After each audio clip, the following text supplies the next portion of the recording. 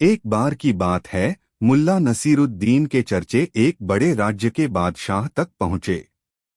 बादशाह ने सोचा कि नसीरुद्दीन को अपने दरबार में बुलाकर उसकी बुद्धिमानी की परीक्षा ली जाए।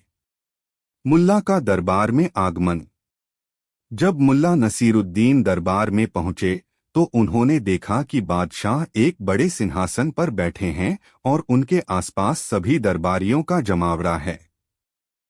बादशाह ने मुल्ला को देखकर मुस्कुराते हुए कहा, बादशाह मुल्ला, मैंने सुना है कि तुम बड़े बुद्धिमान हो।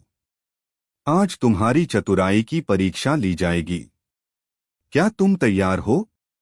नसीरुद्दीन, महाराज, अगर आपकी परीक्षा भी हो जाए तो मैं भी इसे अपना सौभाग्य समझूंगा। सभी दरबारी हंस पड़े, लेकिन बादशाह ने मुस्कुराते हुए कहा, ठीक है, तो शुरुआत करते हैं। सवाल 1, दुनिया का केंद्र कहाँ है? बादशाह, मुल्ला, बताओ, यह दुनिया का केंद्र कहाँ है? मुल्ला ने थोड़ी देर सोचा और फिर अपने लाठी को जमीन पर गाड़ दिया। नसीरुद्दीन, यहाँ, महाराज।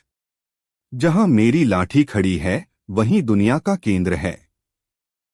अगर आप यकीन न करें तो माप कर देख लीजिए। बादशाह और दरबारी मुल्ला के इस हास्य भरे लेकिन तार्किक उत्तर से हंस पड़े। सवाल 2, आसमान के सारे तारे गिन सकते हो? बादशाह, अच्छा, बताओ, क्या तुम आसमान के सारे तारे गिन सकते हो? नसीरुद्दीन, बिल्कुल महाराज। लेकिन इसके लिए मुझे एक ऊंची सीढ़ी और थोड़ा समय चाहिए। सभी को मुल्ला का हाजिर जवाबी से भरा जवाब बहुत पसंद आया। सवाल 3, सबसे बड़ा झूठ क्या है? बादशाह, अब बताओ, इस दुनिया का सबसे बड़ा झूठ क्या है? नसीरुद्दीन, महाराज, यह कहना कि मैंने आपकी बात समझ ली है, यह सबसे बड़ा झूठ है। क्योंकि हर कोई अपनी समझ के हिसाब से ही किसी बात को समझता है। बादशाह ने गहरी सोच में सिर हिलाया और मुल्ला की बात से सहमत हो गए। सवाल 4, अगर तुम्हें राजा बनाया जाए? बादशाह, अच्छा मुल्ला, अगर तुम्हें राजा बना दिया जाए तो तुम क्या करोगे? नसीरुद्दीन, महाराज, मैं सबसे पहले आपको अपना वजीर बना दूंगा, क्योंकि आप जैसे चतुर व्यक्ति की मुझे जरूरत होगी। दरबारियों ने जोर का ठहाका लगाया और बादशाह ने मुल्ला की चतुराई को सराहा। सवाल 5, सबसे बड़ी संपत्ति क्या है? बादशाह, अब आखिरी सवाल, बताओ, सबसे बड़ी संपत्ति क्या है?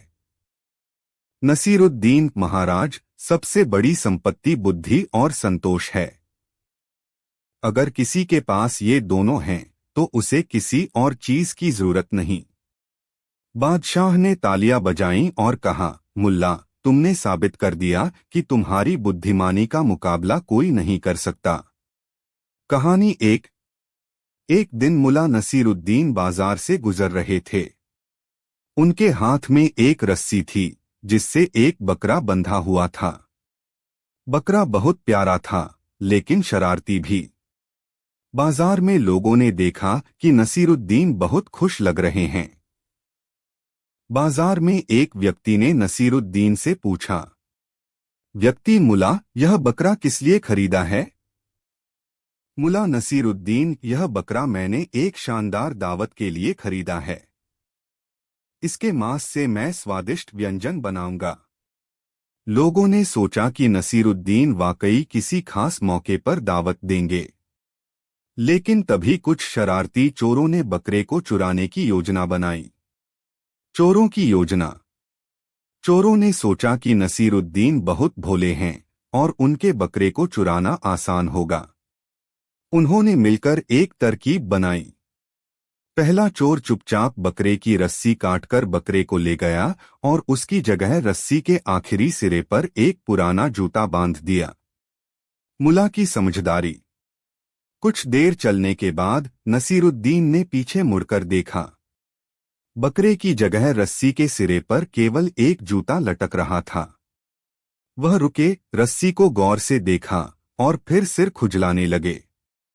आसपास के लोग उनकी परेशानी देखकर हंसने लगे, लेकिन नसीरुद्दीन भी कम चतुर नहीं थे। उन्होंने जोर से कहा, मुला नसीरुद्दीन, वाह, यह तो कमाल हो गया। मेरा बकरा इतना होशियार निकला कि जूता पहनने के लिए बाजार गया है। मुझे तो इस बकरे पर गर्व है। चोरों की मूर्खता। चोर, जो थोड़ी दूरी पर छिपे हुए थे, नसीरुद्दीन की बात सुनकर एक दूसरे को देखने लगे। उनमें से एक ने कहा, क्या यह सच में सोचता है कि बकरा जूते पहनने गया है? नसीरुद्दीन ने आसपास खड़े लोगों से पूछा, क्या किसी ने मेरा बकरा देखा है? लोग हंसते हुए बोले, नहीं, लेकिन अगर तुम्हारा बकरा जूते पहनने गया है तो शायद वह बाजार के दूसरी तरफ हो। नसीरुद्दीन की चालाकी। नसीरुद्दीन समझ गए कि चोर आसपास ही हैं। उन्होंने जोर से कहा, अच्छा, अब मुझे इस जूते से ही संतोष करना होगा। यह कहते हुए उन्होंने रस्सी के जूते को जोर से लहराया और चुपचाप बाजार के दूसरी तरफ जाने लगे। चोरों ने सोचा कि नसीरुद्दीन को कुछ भी समझ नहीं आया, लेकिन जैसे ही वे बकरे के साथ बाजार से बाहर निकलने लगे, नसीरुद्दीन अचानक पीछे से आ गए और शोर मचाया, पकड़ो, मेरे बकरे के जूते लौटाने वाले यही लोग हैं। अंत लोगों ने चोरों को पकड़ लिया और बकरा वापस नसीरुद्दीन को दे दिया। नसीरुद्दीन ने हंसते हुए कहा, अगर तुम लोग इतने होशियार होते तो बकरा चुराने के बजाय खुद मेहनत करके कमा लेते। इस घटना के बाद चोरों ने अपनी गलती मानी और नसीरुद्दीन की चतुराई की हर जगह प्रशंसा हुई। शिक्षा। इस कहानी से हमें यह सीखने को मिलता है कि बुद्धिमानी और चतुराई से किसी भी मुश्किल स्थिति का हल निकाला जा सकता है। नसीरुद्दीन की तरह हमें हर समस्या का सामना समझदारी से करना चाहिए। कहानी 2। एक दिन मुल्ला नसीरुद्दीन के गांव में एक अमीर व्यापारी आया। उसके पास एक शानदार और तेज घोड़ा था। पूरे गांव में लोग उस घोड़े की तारीफ कर रहे थे। व्यापारी ने घोषणा की, यह घोड़ा इतना तेज है कि इसे कोई पकड़ नहीं सकता।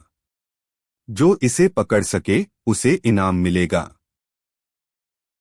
मुल्ला नसीरुद्दीन ने व्यापारी की बात सुनी और सोचा, इसे सबक सिखाना चाहिए। मुल्ला ने व्यापारी से कहा, मुझे आपका घोड़ा खरीदना है। व्यापारी हंसा और बोला, तुम्हारे पास इतना पैसा नहीं होगा। यह घोड़ा बहुत कीमती है। मुल्ला ने उत्तर दिया, पैसे की चिंता मत करो, मैं यह घोड़ा अपने कौशल से खरीदूंगा। व्यापारी ने सोचा कि मुल्ला मजाक कर रहा है। उसने कहा, ठीक है, अगर तुम मेरा घोड़ा रोक कर दिखाओ तो यह तुम्हारा हो सकता है, लेकिन अगर तुम असफल हुए तो तुम सबके सामने अपनी हार मानोगे। मुल्ला ने चुनौती स्वीकार कर ली। व्यापारी ने घोड़े को दौड़ने के लिए छोड़ दिया। घोड़ा हवा की तरह दौड़ता गया और गांव के लोग उसकी तेजी को देखकर दंग रह गए। मुल्ला नसीरुद्दीन ने भी घोड़े के पीछे दौड़ना शुरू किया, लेकिन मुल्ला ने सीधे घोड़े का पीछा करने के बजाय पास के एक खेत में चलना शुरू किया। लोग चौंक गए और पूछने लगे, मुल्ला, तुम दौड़ क्यों नहीं रहे? घोड़ा तो बहुत दूर जा चुका है। मुल्ला मुस्कुराया और बोला, घोड़ा चाहे कितना भी तेज हो, उसे प्यास लगेगी। वह पानी के पास जाएगा। मैं वहां उसका इंतजार करूंगा। थोड़ी देर बाद घोड़ा सचमुच एक झरने के पास रुक गया। मुल्ला पहले से ही वहां बैठा हुआ था। उसने घोड़े की लगाम पकड़ी और उसे अपने साथ ले आया। जब मुल्ला गांव लौटा तो व्यापारी और सभी लोग दंग रह गए। व्यापारी ने कहा, मुल्ला, तुमने यह कैसे किया? मेरा घोड़ा तो सबसे तेज है। मुल्ला ने मुस्कुराते हुए जवाब दिया, तेज दौड़ना जरूरी नहीं, सोच समझकर दौड़ना जरूरी है। मेहनत से ज्यादा बुद्धिमानी से काम करना चाहिए। घोड़ा तेज हो सकता है, लेकिन उसकी कमजोरी को समझना ही असली ताकत है। व्यापारी नसीरुद्दीन की चतुराई से प्रभावित हुआ और उसने घोड़ा मुल्ला को उपहार में दे दिया। सीख। इस कहानी से यह सीखने को मिलता है कि हर समस्या का हल तेजी से काम करने में नहीं, बल्कि सही रणनीति और बुद्धिमानी से काम करने में है। मुल्ला नसीरुद्दीन ने दिखा दिया कि दिमाग की ताकत दौड़ में जीतने से कहीं अधिक मूल्यवान है। कहानी 3। एक दिन मुल्ला नसीरुद्दीन अपने गधे पर सवार होकर गांव से बाहर जा रहे थे। रास्ते में उन्हें एक व्यापारी मिला जो अपने सामान के साथ बहुत ही परेशान दिख रहा था।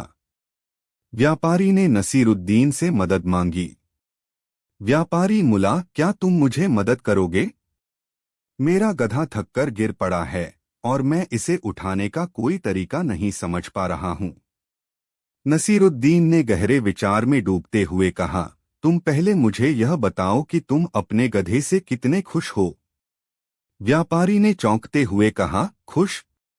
वह हमेशा मेरे साथ रहता है, मेरी मदद करता है और मुझे बहुत अच्छा लगता है।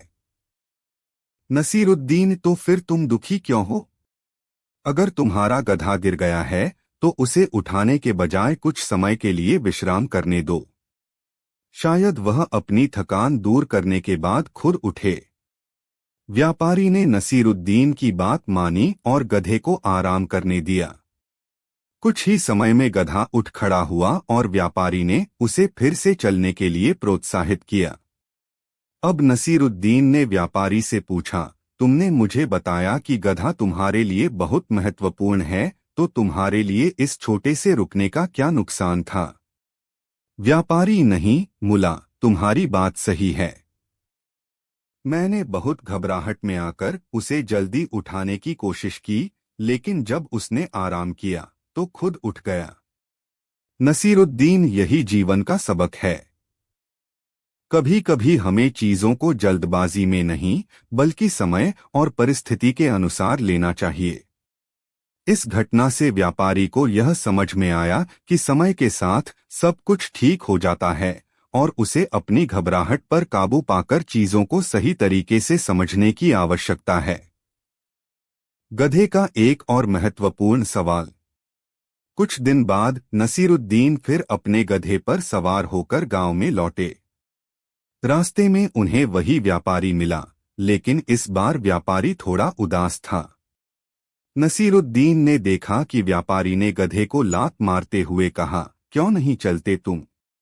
नसीरुद्दीन ने उसे रोकते हुए कहा, तुम्हारे गधे के साथ क्या हो गया है? व्यापारी: मुल्ला, यह गधा आज बहुत ही आलसी हो गया है। न तो वह मेरी बात मानता है, न ही चलता है। नसीरुद्दीन: तुमने एक बार गधे को आराम करने दिया था, तो क्या अब तुम उसे न मारने की बजाय उसे थोड़ी देर आराम नहीं दे सकते? व्यापारी: लेकिन मुझे काम पर पहुंचना है, समय पर जाना है। नसीरुद्दीन मुस्कराए और बोले, समय बहुत कीमती है, लेकिन क्या तुमने कभी यह सोचा है कि यदि तुम इसे थोड़ा और समय दोगे तो गधा भी बेहतर काम करेगा? व्यापारी चुप हो गया और नसीरुद्दीन की सलाह पर अमल करते हुए गधे को कुछ समय का आराम देने लगा। थोड़ी देर बाद गधा फिर से अपने आप चलने लगा और व्यापारी ने उसकी बात मानी। अंत। यह कहानी न केवल गधे और नसीरुद्दीन के बीच के रिश्ते को दिखाती है, बल्कि यह हमें जीवन की एक महत्वपूर्ण सीख देती है। कभी कभी हमारी घबराहट और जल्दबाजी हमें सही रास्ते पर चलने से रोकती है। अगर हम थोड़ा समय और संयम दिखाएं, तो न केवल हमें समाधान मिलता है, बल्कि हम अपने साथ साथ दूसरों की मदद भी कर सकते हैं। कहानी 4। एक दिन नसीरुद्दीन अपनी झोपड़ी में आराम कर रहे थे, जब उनका मित्र एक व्यापारी उनसे मिलने आया। व्यापारी ने कहा, नसीरुद्दीन भाई, मैं तुम्हारे पास एक बड़ी कहानी लाया हूं। तुम तो हमेशा छोटी छोटी बातों में हंसी ढूंढ लेते हो, क्या तुम इस बार गंभीर हो पाओगे? नसीरुद्दीन मुस्कराए और बोले, चलो देखते हैं। तुम अपनी बड़ी कहानी सुनाओ, लेकिन याद रखो हर कहानी का अंत कुछ न कुछ सीख देता है। व्यापारी ने एक लंबी सांस ली और कहानी शुरू की। कहानी। बहुत समय पहले की बात है। एक छोटे से गांव में एक किसान अपने खेतों में काम करता था। उसके पास एक मुर्गा था जो हर सुबह बड़ी जोर से बांग देता था। यह मुर्गा गांव का सबसे सुंदर और तेज आवाज वाला मुर्गा था। किसान का मानना था कि यह मुर्गा न केवल उसके खेतों की रक्षा करता था, बल्कि उसकी किस्मत भी संवारता था। एक दिन गांव में एक बड़ा मेला हुआ। लोग दूर दूर से आए थे। एक व्यापारी ने सुना था कि इस गांव में सबसे अच्छा मुर्गा है और उसने उस मुर्गे को खरीदने की योजना बनाई। उसने किसान से मुर्गे की कीमत पूछी और किसान ने उसे बेहद ऊंची कीमत बताई। व्यापारी ने सोचा, यह मुर्गा मुझे बहुत महंगा पड़ेगा, लेकिन इसका व्यापार करना अच्छा रहेगा। अगले दिन व्यापारी किसान के पास गया और सौदा पक्का कर लिया। उसने मुर्गे को खरीदा और गांव से दूर अपने शहर में ले जाने का निर्णय लिया। जब व्यापारी मुर्गा लेकर शहर जा रहा था, तो रास्ते में एक शिकारी ने मुर्गे को देखा और उसकी बहुमूल्यता को समझते हुए व्यापारी से उसे बहुत कम कीमत में खरीदने का प्रस्ताव दिया। व्यापारी ने तुरंत सौदा किया और मुर्गा शिकारी को बेच दिया। अब शिकारी मुर्गे को लेकर जंगल में गया, लेकिन उसे यह एहसास हुआ कि मुर्गा अब तक अपनी पूरी आवाज खो चुका था। मुर्गा अब न तो पहले जैसी जोर से बांग देता था, न ही वह पहले जैसा सुंदर था। शिकारी ने मुर्गे को फिर से बेचने की कोशिश की, लेकिन अब मुर्गा किसी के काम का नहीं था। अंत में मुर्गा अपनी आवाज खोकर जंगल में ही अकेला रह गया और किसी ने भी उसे महत्व नहीं दिया। व्यापारी ने कहानी खत्म की और नसीरुद्दीन से पूछा, क्या तुम अब समझ सकते हो कि यह बड़ी कहानी किस बारे में थी? नसीरुद्दीन मुस्कुराए और बोले, अच्छा, अब मैंने समझ लिया। यह कहानी हमें यह सिखाती है कि कुछ चीजें केवल तभी मूल्यवान होती हैं जब उनकी सही जगह होती है। मुर्गा अपनी आवाज में ही अपना मूल्य खो बैठा और अंत में उसे कोई नहीं चाहता था। फिर नसीरुद्दीन ने जोड़ा, मुझे लगता है कि इस कहानी से हमें यह भी समझना चाहिए कि हमारे पास जो भी अच्छा है, हमें उसकी कदर करनी चाहिए और उसे सही समय पर सही जगह पर इस्तेमाल करना चाहिए, वरना वह सिर्फ एक और साधारण चीज बनकर रह जाएगा। व्यापारी ने नसीरुद्दीन की बातों को समझा और हंसते हुए कहा, तुम तो हमेशा बहुत गहरे अर्थ निकाल लेते हो, नसीरुद्दीन। अंत। यह कहानी यह सिखाती है कि जो चीज पहले महत्वपूर्ण और अनमोल थी, वह तब तक वैसी ही रहेगी जब तक उसे सही स्थान पर और सही समय पर इस्तेमाल किया जाए। कहानी 6। एक समय की बात है, एक छोटे से राज्य में एक बुद्धिमान और चतुर राजा शासन करता था। राजा के दरबार में कई मंत्री और विद्वान होते थे, लेकिन राजा को लगता था कि उनके राज्य में कोई ऐसा व्यक्ति होना चाहिए जो उनके सवालों के जवाब न केवल सही दे, बल्कि कुछ ऐसा भी सिखाए जो उन्होंने पहले कभी न सोचा हो। तभी राजा के दिमाग में एक विचार आया और उन्होंने मुला नसीरुद्दीन को दरबार में बुलाने का निर्णय लिया। राजा का पहला सवाल। राजा ने नसीरुद्दीन से पूछा, मुला, बताओ, जीवन में सबसे बड़ा उपहार क्या है? नसीरुद्दीन मुस्कुराए और कहा, महाराज, सबसे बड़ा उपहार समय है।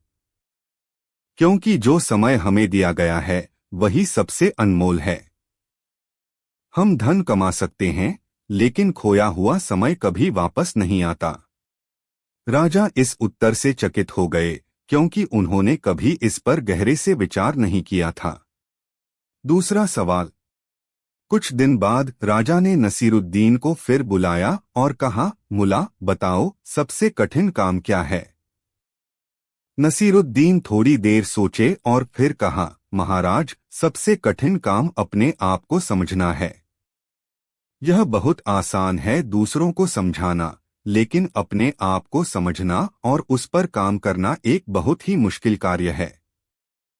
राजा ने इस पर भी विचार किया, क्योंकि यह बात भी उनके लिए नई थी। तीसरा सवाल। राजा अब नसीरुद्दीन की बुद्धिमानी से प्रभावित हो गए थे और उन्होंने अगला सवाल पूछा, मुला, सबसे अच्छा नेता कौन होता है? नसीरुद्दीन मुस्कुराए और कहा, महाराज, सबसे अच्छा नेता वह होता है जो अपने लोगों के दिलों में राज करता है, न कि उनके डर से। वह अपने अधीनस्थों को सम्मान देता है और उन्हें उनके कद्र की महसूस कराता है। राजा को अब नसीरुद्दीन की बातों का पूरा अर्थ समझ में आ गया था। उन्होंने महसूस किया कि राजा होने का मतलब सिर्फ शासन करना नहीं, बल्कि अपने लोगों की भलाई और उनके दिलों में स्थान बनाना भी है। चौथा सवाल।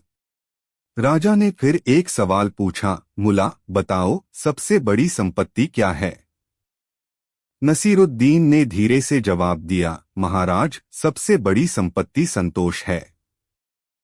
जितना अधिक संतुष्ट व्यक्ति होता है, उतना ही वह खुश रहता है। धन, प्रसिद्धि और ताकत, इन सभी को हासिल किया जा सकता है, लेकिन संतोष वही है जो अगर पा लिया तो किसी चीज की कमी नहीं होती। राजा की आंखों में नसीरुद्दीन की बातों की गहरी समझ थी और उन्होंने सोचा, क्या मैं सचमुच संतोषी हूं? अंतिम सवाल। राजा ने नसीरुद्दीन से अंतिम सवाल पूछा, क्या तुम्हें लगता है कि किसी के पास सब कुछ होना चाहिए? नसीरुद्दीन ने कहा, महाराज, यह सवाल आप ही के लिए है। क्या आप जानते हैं कि आपने क्या खोया है? कोई भी चीज पूरी नहीं होती और न ही पूरी हो सकती है। असली संतोष इस बात में है कि जो कुछ भी हमारे पास है, उसी में हम खुश रहें। राजा को इस उत्तर ने गहरी सोच में डाल दिया। उन्होंने महसूस किया कि उन्हें हमेशा और अधिक की इच्छा रहती है, जबकि उन्हें उस समय में संतुष्ट होना चाहिए जो उनके पास है। समापन। राजा ने नसीरुद्दीन को धन्यवाद दिया और कहा, तुमने मुझे वह बातें सिखाई हैं जिन्हें मैंने कभी महत्व नहीं दिया। तुम सचमुच एक बुद्धिमान व्यक्ति हो। इस घटना के बाद नसीरुद्दीन राजा के दरबार में सम्मानित हो गए और राजा ने उनकी बातों को गंभीरता से लिया। राज्य में नसीरुद्दीन की उपस्थिति ने हर किसी को सोचने पर मजबूर किया और राजा ने अपने राज्य को और भी बेहतर बनाने के लिए नसीरुद्दीन से सलाह ली। यह कहानी हमें यह सिखाती है कि असली ज्ञान हमेशा सरल और सच्चे होते हैं और हमें समय समय पर अपने दृष्टिकोण को बदलने की आवश्यकता होती है। कहानी 7।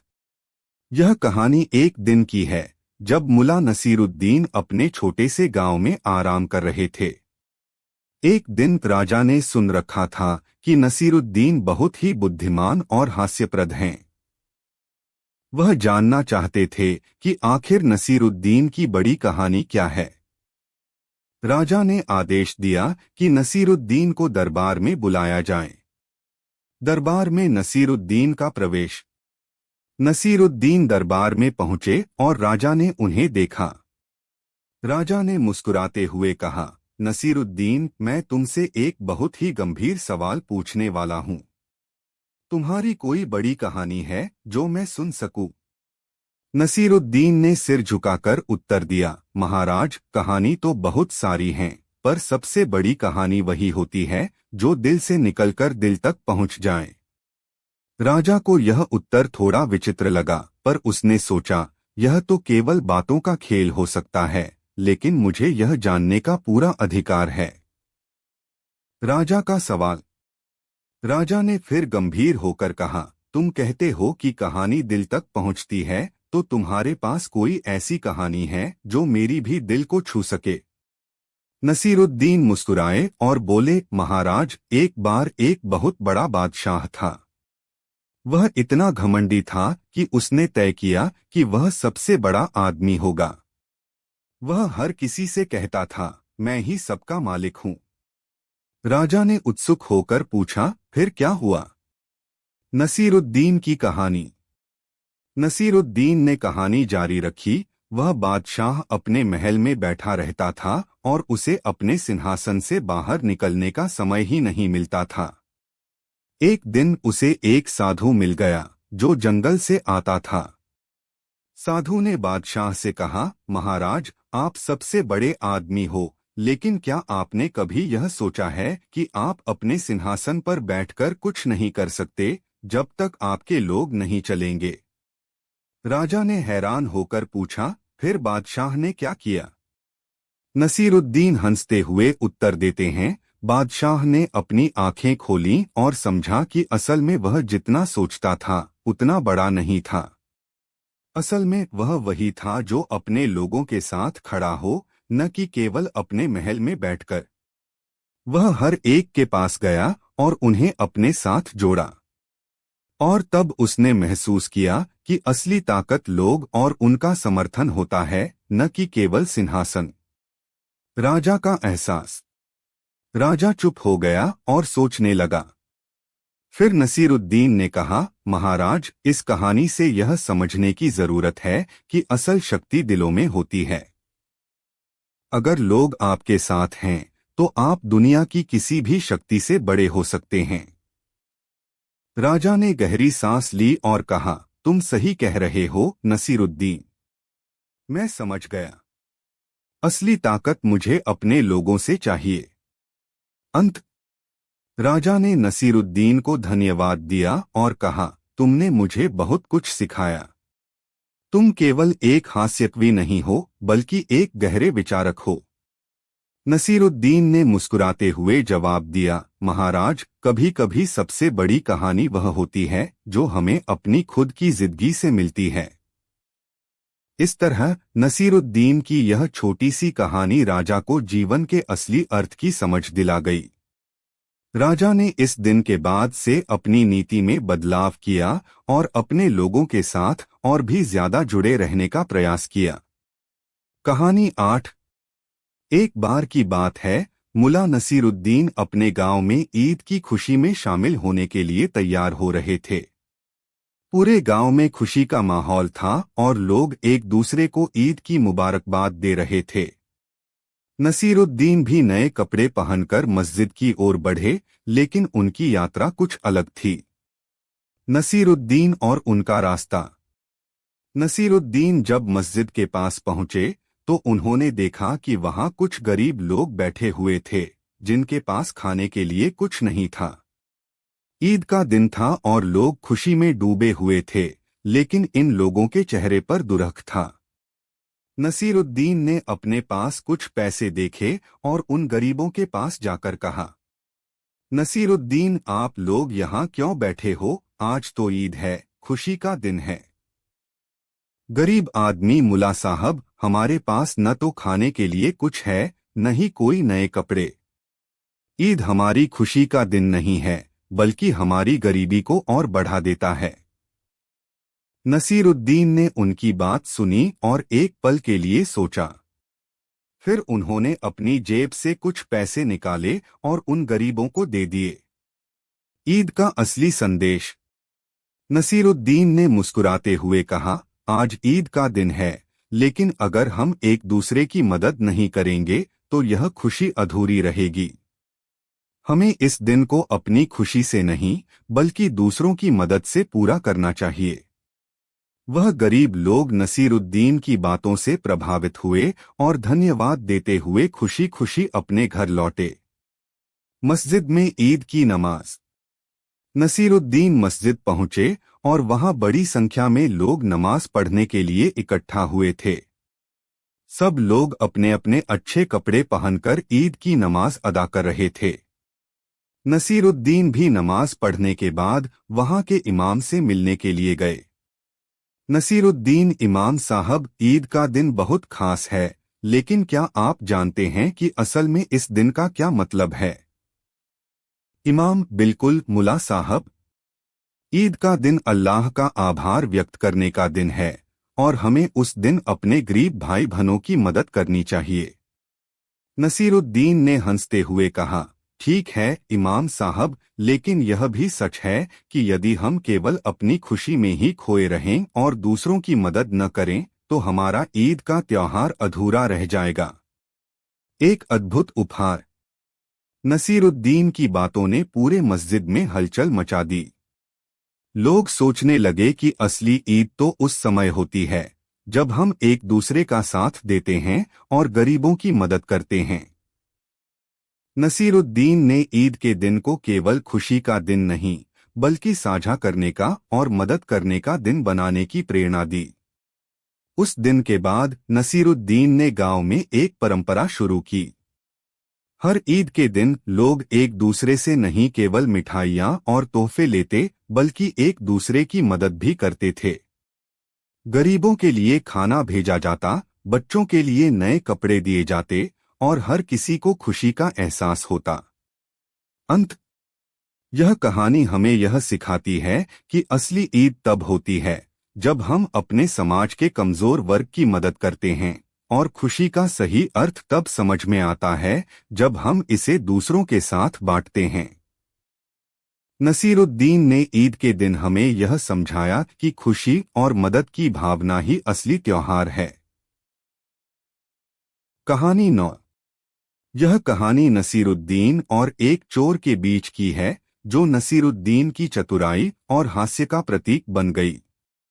एक दिन नसीरुद्दीन अपने घर में सो रहे थे कि एक चोर उनके घर में घुस आया। चोर ने चुपके से नसीरुद्दीन की अलमारी खोली और सामान निकालने लगा। तभी नसीरुद्दीन की आंखें खुल गईं और उसने चोर को देख लिया। लेकिन नसीरुद्दीन ने बिना घबराए कुछ ऐसा किया जो चोर को बिल्कुल उम्मीद नहीं था। चोर का सामना। नसीरुद्दीन नींद में बड़बड़ाते हुए, तुम कौन हो? इतनी रात को मेरे घर में क्या कर रहे हो? चोर डरते हुए, मैं तो कुछ नहीं, बस आपकी चीजें ले रहा हूं। नसीरुद्दीन, अच्छा तो तुम चोर हो। सुनो, अगर तुम सच में चोर हो तो तुम्हें यह करना चाहिए था। तुमसे पहले यह करना चाहिए था। चोर थोड़ा चकित हुआ, क्या मतलब है तुम्हारा? नसीरुद्दीन, तुमने चोरी करने से पहले मुझे जगाया नहीं। तुम्हें मेरा ध्यान आकर्षित करने का तरीका बेहतर होना चाहिए था। मैं तो अब तुम्हारी चोरी देख रहा हूं। चोर ने सोचा कि यह आदमी अजीब है और ज्यादा बहस नहीं करना चाहा। लेकिन नसीरुद्दीन ने उसकी ओर इशारा करते हुए कहा, नसीरुद्दीन, तुमसे बड़ी गलती यह हुई है कि तुमने मुझे बताया ही नहीं कि तुम क्या करने जा रहे हो। अगर तुमने मुझे पहले ही बता दिया होता तो मैं तुमसे बहुत मदद कर सकता था। चोर का तर्क। चोर अब और चकित हो गया। तुम मेरी मदद कैसे कर सकते हो? मैं तुम्हारी चीजें चुरा रहा हूं। नसीरुद्दीन, देखो, तुम्हारी समस्या यह है कि तुमने चोरी करने के पहले अच्छा प्लान नहीं बनाया। तुमने अलमारी खोलने का तरीका गलत चुना। अगर तुम थोड़ा और सोचे होते तो मैंने तुम्हारी मदद की होती। चोर ने नसीरुद्दीन की बातों को गंभीरता से लिया और सोचा, यह आदमी सही कह रहा है। अगर मैं उसका ध्यान आकर्षित करता तो शायद वह मुझे इसके लिए कुछ बेहतर तरीका बता सकता था। नसीरुद्दीन की सलाह। फिर नसीरुद्दीन ने एक और मजेदार सुझाव दिया, तुम अपने चोरी करने के तरीके को बेहतर बना सकते हो। अगली बार जब तुम किसी के घर में घुसे तो पहले बाहर जाकर एक खूबसूरत तान छेड़ो ताकि घर वाले खुश हों और सोने के बजाय तुम्हारे बारे में सोचने लगें। तब तुम चुपके से चोरी कर सकते हो। चोर ने अब नसीरुद्दीन की बातों को ध्यान से सुना और आखिरकार हंसते हुए बोला, आप बहुत अजीब आदमी हो, लेकिन मुझे आपकी बातें समझ में आईं। शायद मेरी चोरी का तरीका थोड़ा बेहतर हो सकता है। अंत। चोर ने अपनी चोरी छोड़ दी और नसीरुद्दीन से एक आखिरी सवाल किया, तो अब मैं क्या करूं? नसीरुद्दीन ने मुस्कुराते हुए कहा, अब तुम यह समझ लो कि चोरी करना गलत है। असली धनी वह है जो मेहनत से अपनी चीजें कमाता है, न कि चुराकर। तुम भी अपनी मेहनत से कुछ हासिल कर सकते हो। चोर ने नसीरुद्दीन की बातों को ध्यान से सुना और सोचा कि अगर वह सही रास्ते पर चलता है तो वह भी खुश रह सकता है। इसके बाद चोर ने नसीरुद्दीन से माफी मांगी और वहां से चला गया। नसीरुद्दीन ने अपनी आंखें बंद कर लीं और सोचा, कम से कम आज रात मुझे चोर के रूप में एक नया दोस्त मिल गया। यह कहानी हमें यह सिखाती है कि हर स्थिति में समझदारी और हंसी से किसी भी समस्या का हल निकाला जा सकता है और गलत रास्ते पर चलने वालों को सही दिशा दिखाने में भी हास्य का योगदान हो सकता है। नसीरुद्दीन की चतुराई और समझदारी से चोर को न केवल हंसी मिली बल्कि उसने अपना रास्ता भी बदला। कहानी 10। एक बार की बात है, ईद का त्योहार नसीरुद्दीन के गांव में बहुत धूमधाम से मनाया जा रहा था। लोग नए कपड़े पहनकर मस्जिद गए थे और हर जगह खुशी का माहौल था। सभी लोग एक दूसरे को मुबारकबाद दे रहे थे और बड़े प्यार से ईद की खुशियां बांट रहे थे। मुल्ला नसीरुद्दीन भी अपनी पत्नी के साथ ईद मनाने के लिए घर से बाहर निकले। उनके पास कोई खास तोहफा या पकवान नहीं था, लेकिन वह सच्चे दिल से इस दिन को मनाने के लिए तैयार थे। उन्होंने सोचा, आज का दिन विशेष है और यह खुशी हम सभी को एक साथ बांटनी चाहिए।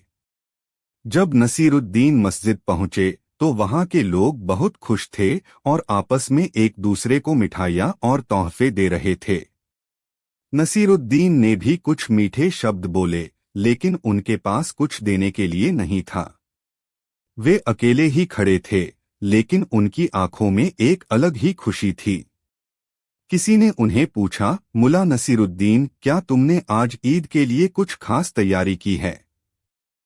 नसीरुद्दीन हंसते हुए बोले, मैंने तो ईद को खास बनाने के लिए कुछ नहीं किया, लेकिन मैं यही जानता हूं कि सच्ची खुशी मन से आती है, न कि बाहर से।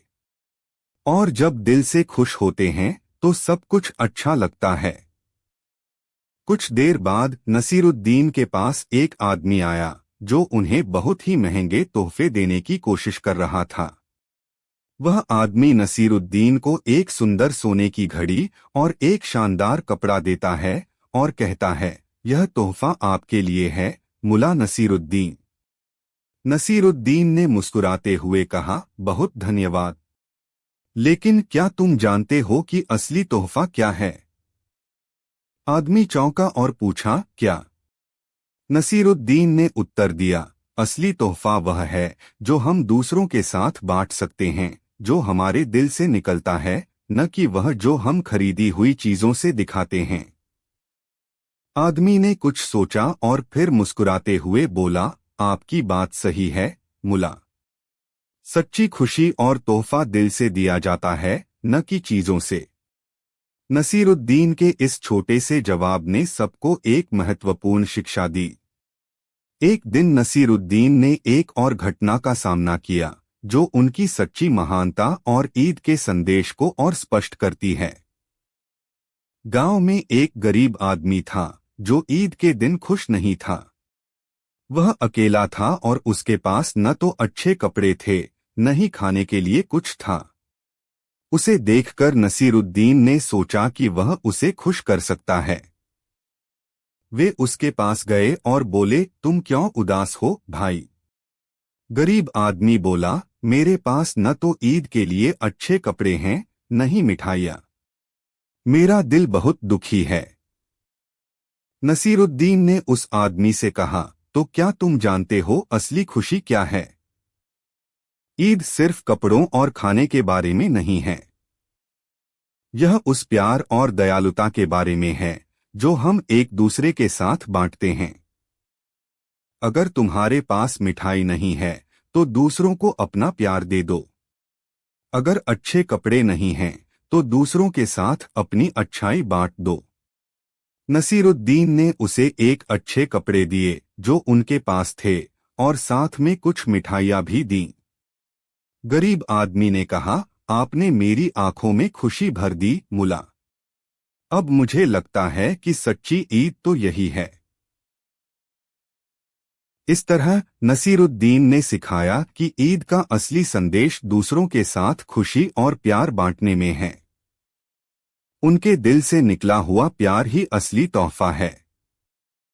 निष्कर्ष, इस कहानी से यह स्पष्ट होता है कि ईद का असली अर्थ केवल बाहरी खुशियों में नहीं है, बल्कि यह हमारे दिलों में बसी सच्ची खुशी और दयालुता का प्रतीक है। मुल्ला नसीरुद्दीन ने हमेशा यह सिखाया कि जीवन में असली खुशी हमेशा सरलता, प्यार और एक दूसरे के साथ बांटने में छुपी होती है। कहानी 11। यह कहानी उस समय की है जब मुल्ला नसीरुद्दीन अपने चतुर और हास्यपूर्ण उत्तरों के लिए प्रसिद्ध थे। एक दिन उनके राज्य के राजा ने तय किया कि वह नसीरुद्दीन की बुद्धिमानी का परीक्षण करेंगे। वह चाहते थे कि नसीरुद्दीन कुछ ऐसा करके दिखाए जिससे वह अपनी पूरी महिमा में सामने आए। राजा ने नसीरुद्दीन को दरबार में बुलाया और उनका स्वागत किया। पहला सवाल, समझदारी का परीक्षण। राजा नसीरुद्दीन, तुम्हें मुझे अपनी समझदारी साबित करनी होगी। अगर तुम मेरे सवाल का सही जवाब दे सको तो मैं तुम्हें बहुत बड़ा इनाम दूंगा। सवाल यह है, एक आदमी के पास 10 मुर्गे हैं और एक तेंदुआ उस पर हमला करता है, तो अब कितने मुर्गे बचेंगे?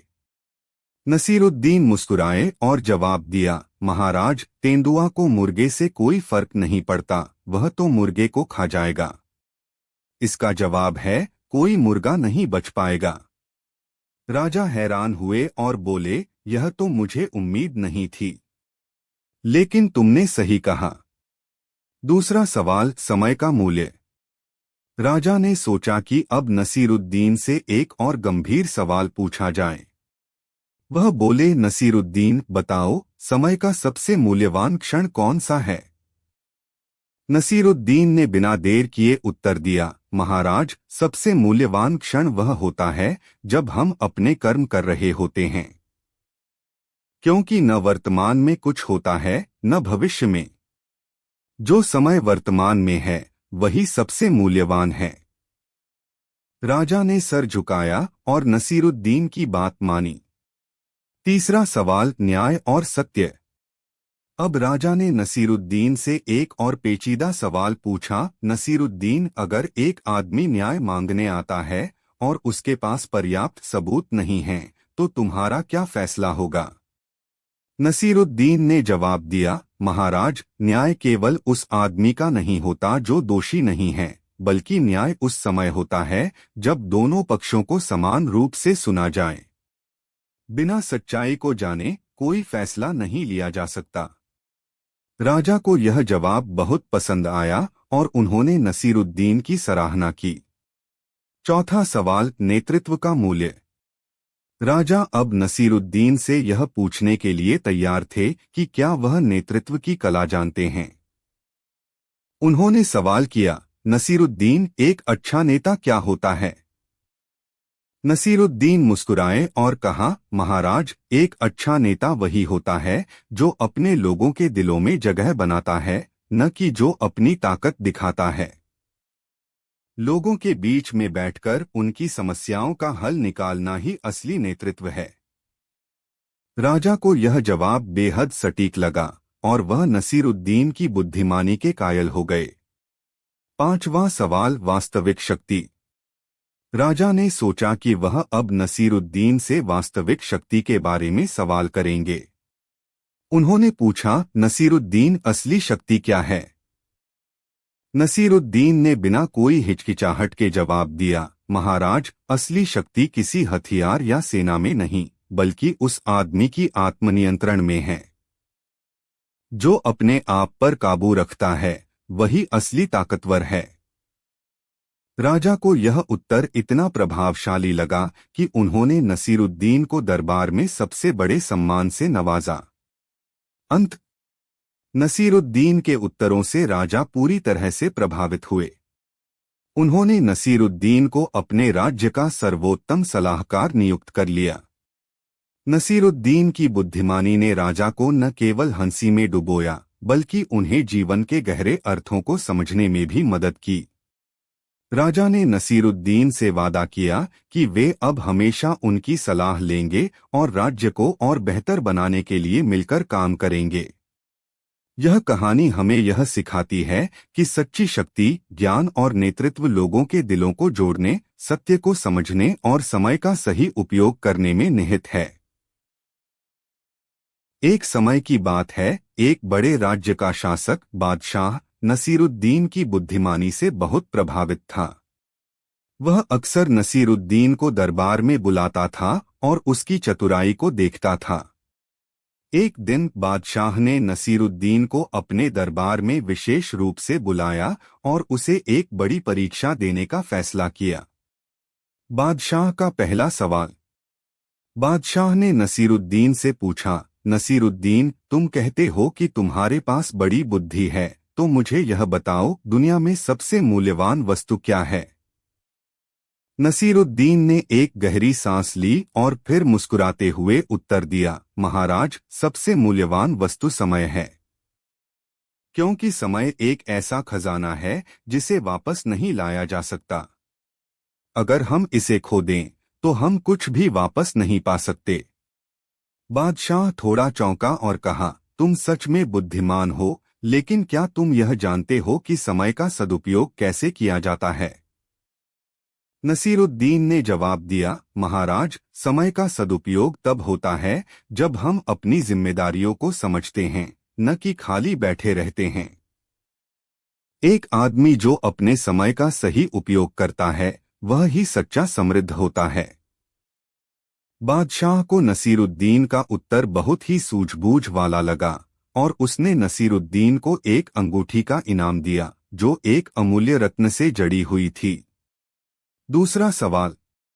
कुछ दिन बाद बादशाह ने नसीरुद्दीन से फिर एक सवाल किया, नसीरुद्दीन, मुझे बताओ, सबसे बड़ा राजा कौन है? नसीरुद्दीन बिना किसी हिचकिचाहट के बोला, महाराज, सबसे बड़ा राजा वह है जो अपने राज्य को सच्चाई और न्याय से शासित करता है। एक राजा अपनी प्रजा का मार्गदर्शन करता है, लेकिन अगर वह अपने फैसले केवल अपने स्वार्थ के लिए करता है तो वह कभी महान नहीं बन सकता। बादशाह ने नसीरुद्दीन की बातों पर गहराई से विचार किया और कहा, तुम सच में सही कह रहे हो, नसीरुद्दीन। मुझे अपनी प्रजा की भलाई के लिए और भी काम करना होगा। तीसरा सवाल। फिर कुछ समय बाद बादशाह ने नसीरुद्दीन से एक और सवाल पूछा, नसीरुद्दीन, तुम इतनी चतुर बातें करते हो, तो मुझे बताओ, सबसे बड़ा खजाना क्या है?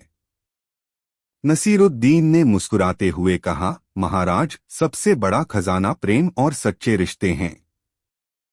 धन संपत्ति आएगी और जाएगी, लेकिन सच्चे रिश्ते हमेशा हमारे साथ रहते हैं। ये दिल से दिल जुड़ने वाले रिश्ते ही असली खजाना हैं। बादशाह को नसीरुद्दीन की यह बात भी बहुत प्रभावित की। वह समझ गए कि नसीरुद्दीन का ज्ञान केवल शब्दों में नहीं, बल्कि उसके जीवन के दृष्टिकोण में भी बसा हुआ था। नसीरुद्दीन की चतुराई और बादशाह की परीक्षा। एक दिन बादशाह ने नसीरुद्दीन को एक परीक्षा देने का सोचा।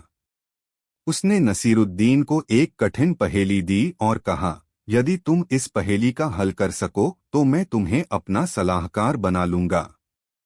बादशाह ने कहा, यदि तुम्हारे पास एक बर्तन है और उसमें 1 लीटर पानी समा सकता है, लेकिन तुम उसमें 2 लीटर पानी भरना चाहते हो, तो तुम क्या करोगे? नसीरुद्दीन ने सोचा और फिर कहा, महाराज, मैं बर्तन को तोड़ दूंगा, फिर उसमें जितना पानी चाहिए उतना डाल दूंगा। बादशाह हैरान हो गए और हंसी से कहा, तुम तो मजाक कर रहे हो, लेकिन तुम्हारे उत्तर में एक गहरी बात छिपी है। कभी कभी जब किसी समस्या का समाधान मुश्किल लगे तो हमें एक नया रास्ता अपनाना पड़ता है। अंत में बादशाह ने महसूस किया कि नसीरुद्दीन के उत्तर केवल बुद्धिमानी से नहीं, बल्कि जीवन के गहरे अनुभवों से भरे होते थे। नसीरुद्दीन ने उसे यह सिखाया कि कभी कभी हमें परिस्थितियों के अनुसार अपना दृष्टिकोण बदलना पड़ता है और सरलता से समस्याओं का समाधान खोज लेना चाहिए। बादशाह ने नसीरुद्दीन को हमेशा के लिए अपने दरबार का सलाहकार बना लिया और उसकी बुद्धिमानी की सराहना की। नसीरुद्दीन का जीवन और उसकी बातें न केवल राजा को बल्कि पूरे राज्य को दिशा देने का काम करने लगीं। उपसंहार। यह कहानी हमें यह सिखाती है कि सच्चा ज्ञान जीवन के अनुभवों से मिलता है और उसे सच्चे दृष्टिकोण से देखा जाता है। नसीरुद्दीन की चतुराई और समझदारी हमें यह याद दिलाती है कि कभी-कभी हम जो जवाब ढूंढ रहे होते हैं वह हमारी सोच और दृष्टिकोण में छिपा होता है। कहानी 13। एक बार की बात है, नसीरुद्दीन अपने गांव में सबसे बुद्धिमान और चतुर व्यक्ति के रूप में प्रसिद्ध थे। उनके हर कदम में हास्य और गहरी समझ थी, जिससे लोग उन्हें बड़े ध्यान से सुनते और समझते थे। एक दिन गांव के बादशाह ने नसीरुद्दीन को अपने महल में बुलाया और एक भव्य दावत देने का ऐलान किया। बादशाह ने दरबार में सभी प्रमुख व्यक्तियों को बुलाया था और नसीरुद्दीन को भी आमंत्रित किया।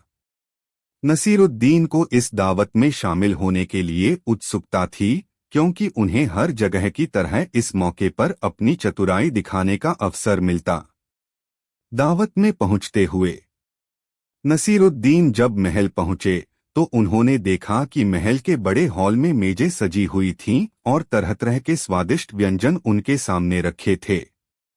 बादशाह ने नसीरुद्दीन को देखकर खुशी से कहा, आज की दावत तुम्हारे सम्मान में है नसीरुद्दीन।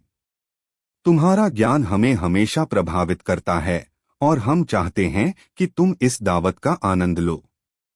नसीरुद्दीन ने मुस्कुराते हुए कहा, धन्यवाद महाराज। मुझे यकीन है कि यह दावत बहुत शानदार होगी। एक अजीब घटना। दावत शुरू हो गई और सभी लोग व्यंजनों का आनंद लेने में व्यस्त हो गए। नसीरुद्दीन ने धीरे धीरे एक थाली में खाना लिया, लेकिन वह बड़े ध्यान से सब कुछ देख रहे थे। कुछ देर बाद उन्होंने देखा कि लोग व्यंजनों पर झगड़ रहे थे, एक दूसरे से पहले खाने की होड़ में थे और सभी का ध्यान सिर्फ खाने पर था।